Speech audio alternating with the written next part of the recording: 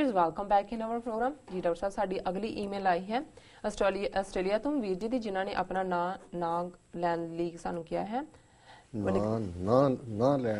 ਲੈਣ ਲਈ ਕਿਹਾ ਹੈ। ਇਹ ਲਿਖਦੇ ਹਨ ਡਾਕਟਰ ਮਨਜੀਤ ਸਿੰਘ ਜੀ, ਵਾਹਿਗੁਰੂ ਜੀ ਕਾ ਖਾਲਸਾ ਵਾਹਿਗੁਰੂ ਜੀ ਕੀ ਫਤਿਹ।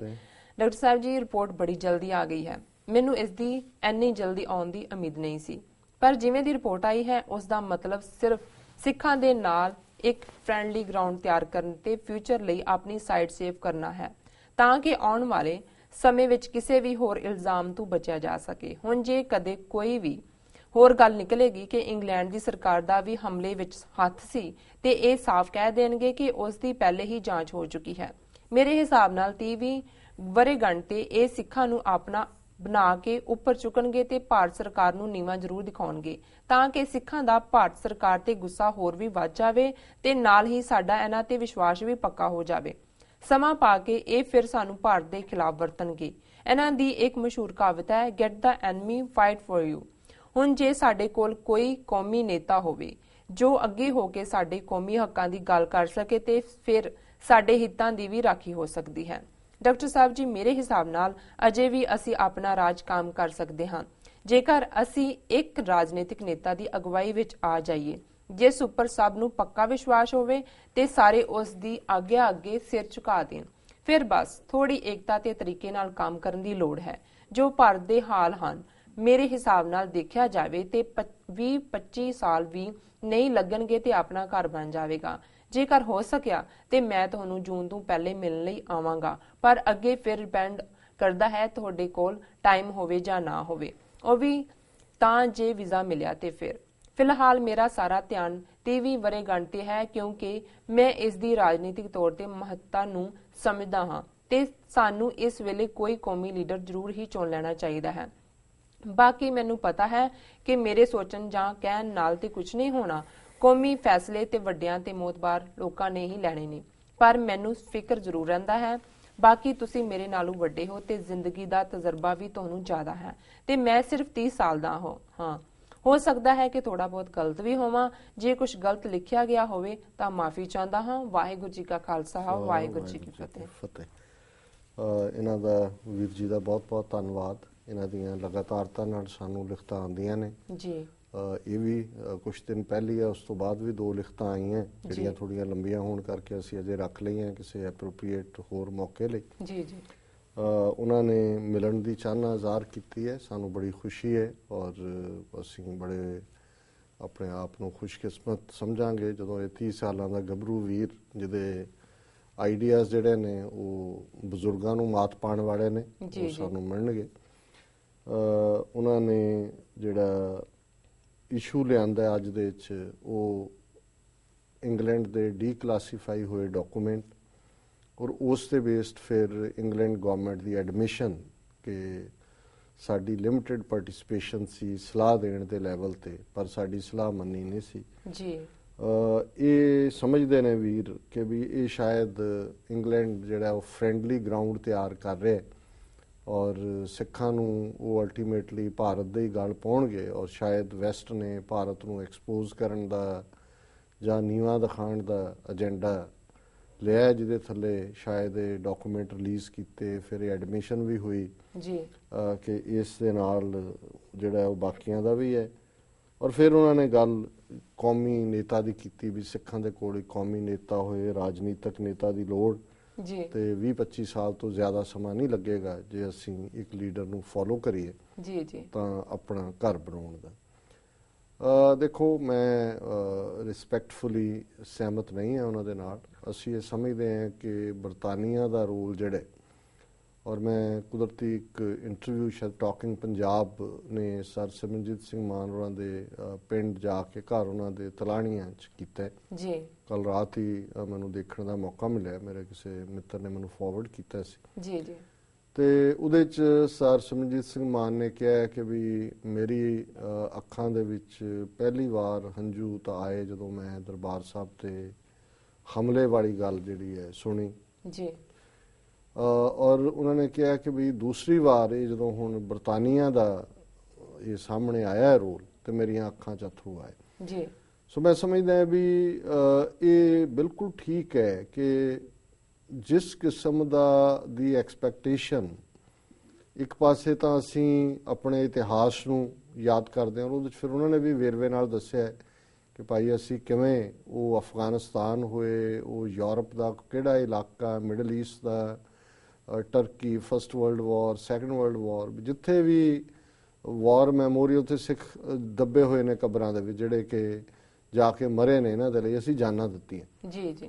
ਤੇ ਫਿਰ ਉਹਨਾਂ ਨੇ ਇੱਕ ਚੀਜ਼ 'ਚੋਂ ਪ੍ਰਾਈਡ ਵੀ ਲਿਆ। ਇਹ ਕਹਿਣ ਤੋਂ ਬਾਅਦ ਉਹਨਾਂ ਨੇ ਕਿਹਾ ਕਿ ਵੀ ਇਹ ਕਿੰਨੇ ਵੱਡੇ ਪ੍ਰਾਈਡ ਦੀ ਗੱਲ ਹੈ ਵੀ ਬੰਗਲਾਦੇਸ਼ ਬਣਾ ਕੇ ਆਪਣੇ ਆਪ ਨੂੰ ਬੜੀ ਜੇਤੂ ਸਮਝਣ ਵਾਲੀ ਭਾਰਤੀ ਫੌਜ, ਉਹਨਾਂ ਦੇ ਨਾਲ ਸੋਵੀਅਤ ਯੂਨੀਅਨ KGB ਔਰ ਹੁਣ ਇੰਗਲੈਂਡ ਦੀ ਫੌਜ ਜਾਂ ਉਹਨਾਂ ਦੇ ਕਮਾਂਡਰ, ਵੀ ਇਹਨਾਂ ਸਭ ਨੂੰ ਸਾਡੇ ਸਿੰਘਾਂ ਨੇ, ਜਰਨੈਲ ਸਿੰਘ ਭਿੰਡਰਾਂ ਵਾਲਿਆਂ ਨੇ 72 ਘੰਟੇ ਹਰਮੰਦਰ ਸਾਹਿਬ ਦੇ ਅੰਦਰ ਪੈਰ ਨਹੀਂ ਰੱਖਣ ਦਿੱਤਾ ਕਿ ਵੀ ਜਿਹੜੀ ਸਾਡੀ ਲੜਾਈ ਹੈ, ਵੀ ਹੁਣ ਇਹ ਗੱਲ ਸਾਹਮਣੇ ਆਈ ਵੀ ਅਸੀਂ ਤਾਂ ਇੰਟਰਨੈਸ਼ਨਲ ਫੋਰਸਿਸ ਦੇ ਨਾਲ ਲੜੇ। ਜੇ ਇੰਗਲੈਂਡ ਦਾ SSA ਯੂਨਿਟ ਦੀ ਪਲੈਨਿੰਗ ਹੈ, ਸੋਵੀਅਤ ਯੂਨੀਅਨ ਦੀ ਇਨਵੋਲਵਮੈਂਟ ਹੈ, ਇੰਡੀਅਨ ਆਰਮੀ ਬੜੀ ਆਪਣੇ ਆਪ ਨੂੰ ਜੇਤੂ ਸਮਝਣ ਵਾਲੀ।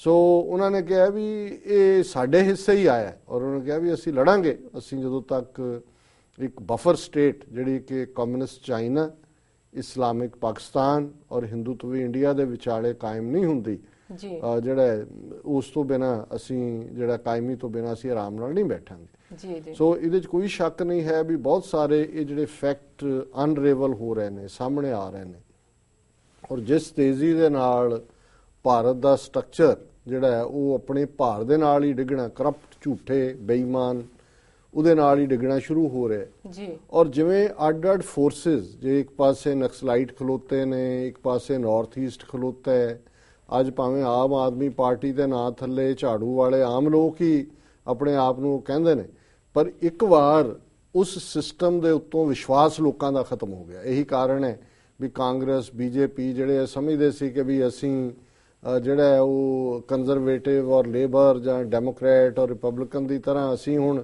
ਘੁਮਾਵਾਂਗੇ, ਔਰ ਜਿਵੇਂ ਰੀਜਨਲ ਪਾਰਟੀਆਂ ਦਾ ਉਭਾਰ, ਇਹ ਸਾਰੀਆਂ ਚੀਜ਼ਾਂ ਜਿਹੜੀਆਂ ਨੇ ਦੱਸ ਰਹੀਆਂ ਨੇ ਕਿ 20-25 ਸਾਲ ਜਿਵੇਂ ਉਹਨਾਂ ਨੇ ਕਿਹਾ ਇਸ ਪਾਰਟ ਨਾਲ ਤਾਂ ਸਾਡੀ ਸਹਿਮਤੀ ਹੈ ਜੀ, ਪਰ ਅਸੀਂ ਸਮਝਦੇ ਹਾਂ ਵੀ ਇੰਗਲੈਂਡ ਦੇ ਰੋਲ ਨੂੰ ਜਸਟੀਫਾਈ ਨਹੀਂ ਕੀਤਾ ਜਾ ਸਕਦਾ। ਇਹ ਕਹਿਣਾ ਕਿ ਵੀ ਸ਼ਾਇਦ ਉਹ ਕੋਈ ਫ੍ਰੈਂਡਲੀ ਗਰਾਊਂਡ ਤਿਆਰ ਕਰ ਰਹੇ ਨੇ ਜਾਂ ਸਿੱਖ ਫਿਰ ਹੁਣ ਇਹਨਾਂ ਤੇ ਟਰਸਟ ਕਰਨਗੇ, ਕਿੰਨੀ ਕੁ ਵਾਰ ਜੀ ਜੀ। ਇੱਕ ਅੰਗਰੇਜ਼ੀ ਦੀ ਐਕਸਪ੍ਰੈਸ਼ਨ ਹੈ ਕਿ once you fool me, shame on you, twice you fool me, shame on me ਜੀ, ਕਿ ਇੱਕ ਵਾਰੀ ਤੂੰ ਮੈਨੂੰ ਧੋਖਾ ਦਿੱਤਾ ਹੈ, ਤੈਨੂੰ ਸ਼ਰਮ ਆਉਣੀ ਚਾਹੀਦੀ ਹੈ, ਦੂਜੀ ਵਾਰੀ ਤੂੰ ਧੋਖਾ ਕੀਤਾ, ਮੈਨੂੰ ਸ਼ਰਮ ਆਉਣੀ ਚਾਹੀਦੀ ਹੈ, ਤੇ ਮੈਂ ਤੇਰੇ ਤੇ ਇਤਬਾਰ ਕਰਦਾ। ਸੋ ਹੁਣ ਕਿੰਨੀ ਕੁ ਵਾਰੀ ਇਹਨਾਂ ਅੰਗਰੇਜ਼ਾਂ ਦੇ ਨਾਲ ਅਸੀਂ ਇਹ ਜਿਹੜੀ ਧੋਖੇ ਦੀ ਕਹਾਣੀ ਹੈ ਇਸ ਨੂੰ ਮੁੜ ਕੇ ਦੁਹਰਾਵਾਂਗੇ। ਪਹਿਲਾਂ ਧੋਖਾ ਮਾਲਵੇ ਦੀਆਂ ਰਿਆਸਤਾਂ ਆਪਣੇ ਥੱਲੇ ਲੈ ਲਈਆਂ ਜੀ, ਫਿਰ ਸੰਧੀ ਕਰਕੇ ਜਿਹੜਾ ਉਸ ਨੂੰ ਤੋੜਿਆ, ਜਿਹੜਾ ਸਿੱਖ ਰਾਜ ਦੇ ਖਿਲਾਫ ਜਿਹੜਾ ਉਹ ਆ ਕੇ ਸਤਲੁਜ ਕ੍ਰਾਸ ਕਰਕੇ ਆ ਕੇ ਲਾਹੌਰ ਬੈਠ ਗਏ, ਫਿਰ ਦਲੀਪ ਸਿੰਘ ਦੇ ਗਾਰਡੀਅਨ ਬਣ ਗਏ ਕਿ ਜਦੋਂ ਤੱਕ 18 ਸਾਲ ਦਾ ਨਹੀਂ ਹੁੰਦਾ ਹੈ ਉਦੋਂ ਤੱਕ ਅਸੀਂ ਜਿਹੜਾ ਇਹਦੇ ਜਿਹੜੇ ਗਾਰਡੀਅਨ ਹੈ ਉਹਨੂੰ ਹਿਫਾਜ਼ਤ ਦੇਵਾਂਗੇ। ਫਿਰ ਉਸੇ ਦੇ ਹੀ ਰਾਜ ਦੇ ਖਿਲਾਫ ਬਗਾਵਤ ਹੁੰਦੀ ਹੈ, ਫਿਰ ਉਹਦਾ ਚਾਰਜ ਉਹਦੇ ਤੇ ਹੀ ਲਾ ਕੇ ਉਹਨੂੰ ਜਿਹੜਾ ਬੇਦਖਲ ਕਰ ਦਿੰਦੇ ਨੇ, ਰਾਜ ਤੋਂ ਈਸਾਈ ਬਣਾ ਲੈਂਦੇ ਨੇ, ਮਾਂ ਤੇ ਪੁੱਤਰ ਨੂੰ ਵਿਛੋੜ ਦਿੰਦੇ ਨੇ। ਫਿਰ 1947 ਦਾ ਦੌਰ ਹੈ, ਬੇਸ਼ੱਕ ਅਸੀਂ ਦੋਸ਼ ਜਿਹੜਾ ਉਹ ਆਪਣੀ ਲੀਡਰਸ਼ਿਪ ਨੂੰ ਦਿੰਦੇ ਹਾਂ, ਅਕਾਲੀ ਲੀਡਰਸ਼ਿਪ ਨੂੰ, ਰਾਈਟਲੀ ਸੋ, ਪਰ ਅਸੀਂ ਸਮਝਦੇ ਹਾਂ ਵੀ ਫਿਰ ਵੀ ਜਿੰਨੀਆਂ ਕੁ ਸਿੱਖਾਂ ਦੀਆਂ ਘਾਲਣਾ ਸੀ ਉਸ ਖਿੱਤੇ ਦੇ ਵਿੱਚ, ਉਸ ਖਿੱਤੇ ਦੀ ਸੋਵਰਨਿਟੀ ਨੂੰ ਕਾਇਮ ਰੱਖਣ ਲਈ, ਉਹ ਭਾਵੇਂ ਯੂਨੀਅਨ ਜੈਕ ਥੱਲੇ ਹੀ ਸੀ। ਸੈਕੰਡ ਵਰਲਡ ਵਾਰ ਵੇਲੇ ਗਾਂਧੀ ਤਾਂ ਦੌੜ ਗਿਆ ਸੀ ਕੁਇਟ ਇੰਡੀਆ ਮੂਵਮੈਂਟ ਦਾ ਨਾਰਾ ਦੇ ਕੇ, ਅੰਗਰੇਜ਼ੋ ਭਾਰਤ ਛੱਡੋ। ਸਿੱਖ ਜਿਹੜੇ ਨੇ ਉਹਨਾਂ ਨੇ ਸਿਰ ਵਸਾਇਆ ਵੀ ਜਾ ਕੇ ਲੱਖ ਆਪਣੀਆਂ ਜਾਨਾਂ ਦਿੱਤੀਆਂ। ਵੀ ਇੰਨੀ ਸ਼ਰਮ ਤਾਂ ਹੁੰਦੀ ਵੀ ਤੁਸੀਂ ਕੋਈ ਨਾ ਕੋਈ ਜਿਹੜਾ ਕਿਸੇ ਲੈਵਲ ਤੇ ਸਾਨੂੰ ਉਸ ਫਰੀडम ਆਫ ਇੰਡੀਆ ਐਕਟ ਦੇ ਥੱਲੇ ਕਿਤੇ ਨਾ ਕਿਤੇ ਕੋਈ ਪਾਸਕੂ ਤਾਂ ਦਿੰਦੇ ਕਿ ਵੀ ਅਸੀਂ ਇੱਕ ਪਾਸੇ ਜਾਂ ਦੂਜੇ ਪਾਸੇ ਆਪਣਾ ਭਾਰ ਬਣਾ ਸਕਦੇ। ਉਹ ਤਾਂ ਲੀਡਰ ਤਾਂ ਸਾਡੇ ਬੇਵਕੂਫ ਹੈ ਹੀ ਸੀ। ਇਹਨਾਂ ਨੇ ਵੀ ਸਾਨੂੰ ਜਿਹੜਾ ਉਹ ਭੇੜੀਏ ਦੇ ਸਾਹਮਣੇ ਸੁੱਟ ਦਿੱਤਾ ਹਿੰਦੂਤਵੀ ਦੇ ਜੀ। ਤੇ ਹੁਣ ਜਿਹੜੀ ਕਰਤੂਤ ਕੀਤੀ ਹੈ ਕਿ ਵੀ ਫਰਵਰੀ ਦੇ ਵਿੱਚ ਜਿਹੜਾ ਉਹ ਇਹਨਾਂ ਦਾ SSA ਯੂਨਿਟ ਹੈਡ ਜਿਹੜਾ ਉਹ ਜਾ ਕੇ ਉਹਨਾਂ ਨੂੰ ਐਡਵਾਈਸ ਕਰ ਰਿਹਾ ਵੀ ਹਮਲਾ ਕਿਵੇਂ ਕਰਨਾ ਹੈ ਦਰਬਾਰ ਸਾਹਿਬ ਤੇ। ਅੰਗਰੇਜ਼ਾਂ ਤੋਂ ਤਾਂ ਨਹੀਂ ਸੀ ਭੁੱਲਿਆ ਹੋਇਆ ਵੀ ਹਰਮੰਦਰ ਸਾਹਿਬ ਦੀ ਸਿੱਖਾਂ ਲਈ ਕੀ ਅਹਿਮੀਅਤ ਹੈ ਜੀ ਜੀ। ਉਹਨਾਂ ਨੇ ਆਪਣੇ 100 ਸਾਲ ਦੇ ਰਾਜ ਦੇ ਦੌਰਾਨ ਭਾਵੇਂ ਉੱਥੋਂ ਅਕਾਲੀ ਮੂਵਮੈਂਟ ਚੱਲੀ, ਬੱਬਰ ਅਕਾਲੀ ਵੀ ਪਨਾਹ ਲੈਂਦੇ ਰਹੇ, ਦੂਜੇ ਹਰਮੰਦਰ ਸਾਹਿਬ ਦੇ ਅੰਦਰ ਨਹੀਂ ਜਾ ਕੇ ਗੋਲੀਆਂ ਚਲਾਈਆਂ ਉਹਨਾਂ ਨੇ, ਜਲਿਆਂਵਾਲੇ ਬਾਗ ਤਾਂ ਚਲਾਈ ਨਾਲ ਭਰੇ, ਪਰ ਉਹ ਅੰਦਰ ਨਹੀਂ ਬੰਬਾਰਡਮੈਂਟ ਕੀਤੀ ਉਹਨਾਂ ਨੇ ਆ ਕੇ। ਸੋ ਇਹ ਕਿਸ ਕਿਸਮ ਦੀ ਸਲਾਹ ਸੀ ਇਹਨਾਂ ਦੀ ਔਰ ਕਿਸ ਕਿਸਮ ਦੀ ਪਾਰਟਿਸਿਪੇਸ਼ਨ ਸੀ। ਜੀ ਜੀ। ਸੋ ਅਸੀਂ ਸਮਝਦੇ ਹਾਂ ਵੀ ਇਹ ਪਾਰਟ ਇਹਨਾਂ ਦਾ ਵੀਰ ਜੀ ਦਾ ਠੀਕ ਨਹੀਂ ਹੈ ਕਿ ਵੀ ਉਹ ਕੋਈ ਫਰੈਂਡਲੀ ਗਰਾਊਂਡ ਤਿਆਰ ਕਰ ਰਹੇ ਨੇ ਜਾਂ ਦੂਸਰਾ, ਔਰ ਇਹਨਾਂ ਤੇ ਇਤਬਾਰ ਵੀ ਨਹੀਂ ਕਰਨਾ ਚਾਹੀਦਾ। ਰਾਦਰ ਇਹਨਾਂ ਨੂੰ ਅਕਾਊਂਟੇਬਲ ਬਣਾਇਆ ਜਾਣਾ ਚਾਹੀਦਾ ਜੀ। ਇਹਨਾਂ ਨੂੰ ਵਾਰ ਕ੍ਰਾਈਮਸ ਦੇ ਥੱਲੇ ਜਿਹੜਾ ਕ੍ਰਿਮੀਨਲ ਕੋਰਟਸ ਦੇ ਵਿੱਚ ਇੰਟਰਨੈਸ਼ਨਲ ਘੜੀਸਣਾ ਚਾਹੀਦਾ, ਔਰ ਅਜੇ ਫੈਕਟਸ ਬਾਹਰ ਲਿਆਉਣ ਦੇ ਲਈ ਫੁੱਲ ਪਬਲਿਕ ਇਨਕੁਆਇਰੀ ਜਿਹੜੀ ਹੈ ਉਹ ਮਾਰਕ ਹੋਣੀ ਚਾਹੀਦੀ ਔਰ ਗਿਲਟ ਦੇਣਾ ਚਾਹੀਦਾ ਉਹਦੇ ਚੋਂ। ਜੀ ਡਾਕਟਰ ਸਾਹਿਬ, ਤੁਹਾਡਾ ਬਹੁਤ ਬਹੁਤ ਧੰਨਵਾਦ। ਤੁਸੀਂ ਆਪਣੇ ਵਿਚਾਰ ਸਾਡੇ ਦਰਸ਼ਕਾਂ ਨਾਲ ਸਾਂਝੇ ਕੀਤੇ ਤੇ ਹੁਣ ਲੈਂਦੇ ਹਾਂ ਬ੍ਰੇਕ। ਵੀਰ ਤੁਸੀਂ ਸਾਡੇ ਨਾਲ ਇਸ ਤਰ੍ਹਾਂ ਜੁੜੇ ਰਹੋ, ਮਿਲਦੇ ਹਾਂ ਛੋਟੇ ਬ੍ਰੇਕ ਤੋਂ ਬਾਅਦ।